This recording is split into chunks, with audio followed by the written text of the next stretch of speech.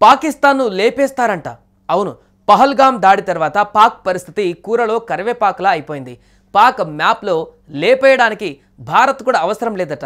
భారత్ వెనక ఉంటే చాలు, మేమే లేపేస్తామంటుంది బిఎల్ఏ.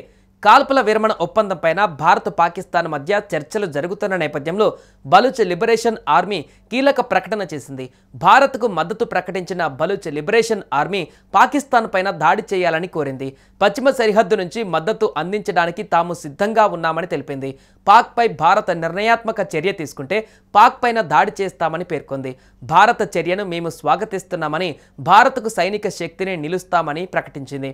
పాక్ను ఉగ్రవాద దేశంగా గుర్తించాలంటూ కోరింది. పాకిస్తాన్ను ఉగ్రవాద కర్మాగారంగా అభివర్ణిస్తూ పశ్చిమ సరిహద్దు నుండి మద్దతు అందించడానికి తాము సిద్ధంగా ఉన్నామని బిఎల్ఏ తెలిపింది.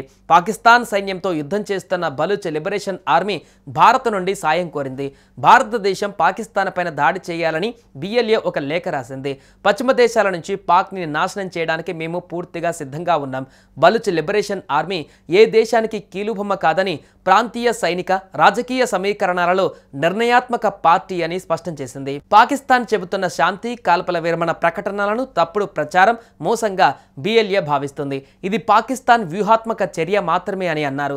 పాకిస్తాన్ మాటలకు బలైపోవద్దని, నిర్ణయాత్మక చర్యలు తీసుకోవాలని మేము భారతదేశం ప్రాంతీయ శక్తులకు విజ్ఞప్తి చేస్తున్నాం. పాకిస్తాన్ను ఉగ్రవాద కర్మాగారంగా అభివర్ణించిన బిఎల్ఏ పాకిస్తాన్ నిఘా సంస్థ ఐఎస్ఐ ప్రపంచ ఉగ్రవాదానికి కేంద్రంగా ఉందని చెబుతోంది.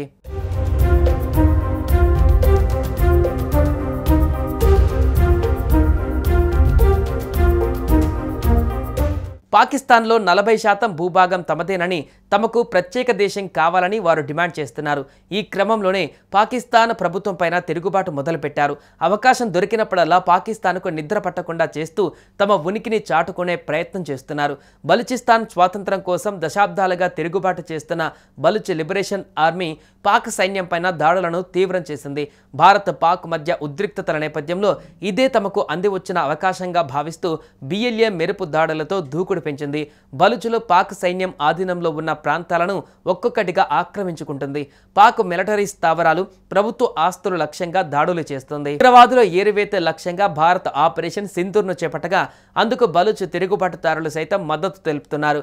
పాకిస్తాన్ను ఉగ్రదేశంగా ప్రకటించాలని డిమాండ్ చేస్తున్నారు. ఇదిలా ఉండగా భారత్ పాకిస్తాన్ యుద్ధ నేపథ్యంలో భారత్ తీసుకున్న ఓ కీలక నిర్ణయం పాక్ నడ్డి విరిగేలా చేసింది. తన అమ్ముల పొదిలోని బ్రహ్మోస్ సూపర్ సోనిక్ క్రూజ్ క్షిపణులను వ్యూహాత్మకంగా వినియోగించడంతో అప్పటి వరకు అణ్వాయుధాలు ఉన్నాయంటూ ప్రగల్భాలు పలికిన దాయాది దేశం వెన్నులో వణుకు పుట్టింది.